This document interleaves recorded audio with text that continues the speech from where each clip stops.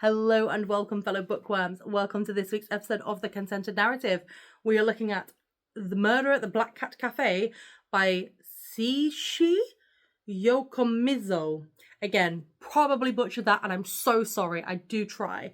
So essentially, it's set in Tokyo in 1917, and there's a murdered woman who you see this monk uncovering this buried woman, and you're trying to find out who she is, why she was murdered, and when she was murdered. And honestly, I really enjoyed it. It was very much Agatha Christie-esque, I will say. And I loved the sort of like it was similar to how I said in the Towards Zero. It was like, he did it, she did it, blah, blah, blah.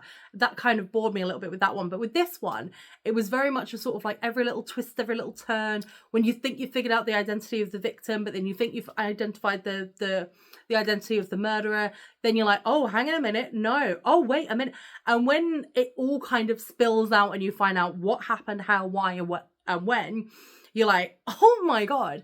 And I quite enjoyed it. Now, I will say it was sort of like a slow read at times. And I don't know if it was like something was lost in translation or what.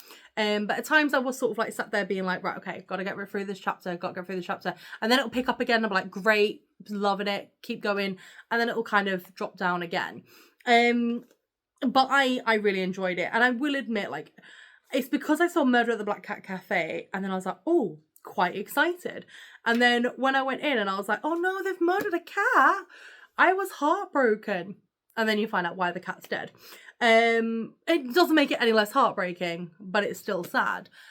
This is part of a series of murder mysteries, but it's like one of those, you know, when you're reading a book series and it's got like a 0.5 in between, so it's got like 1, 2, 3.5, 4, like it's one of those. It's like in the middle of two books, and you can very much tell that.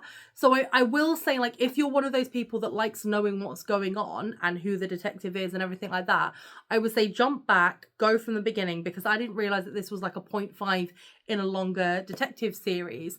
So definitely go jump through, have a read of them all. But as it stands, with the characters that you're sort of coming across, the story that's told, and I love the fact that it kind of starts, like it kind of starts where it's like, this is a case of I can't remember exactly how it was phrased, but it's like, this is a classic case of, and then gives out like a murder description, and I'm like, oh my God, right, okay, things like the faceless corpse or something like that. And I was like, that's got me hooked. And as it was going along, as the characters were being introduced, as the murder was being like investigated, as you were getting drip fed the information, it did keep my attention, and I did really enjoy it. And I would probably go back and find the start of this series, and I might give it a go, because I liked the writing style. As I said, apart from sometimes I was a little bit like lulled and then it picked back up again. But overall, it was quite a good book. And again, it's a nice, easy one. It's only a couple of 100 pages. So please give it a go. Let me know what you think below in the comments. Let me know if you enjoyed it. Let me know if you've read this author before. I'm not going to butcher the name again. But thank you so much for your continued support. And remember to always keep it contento.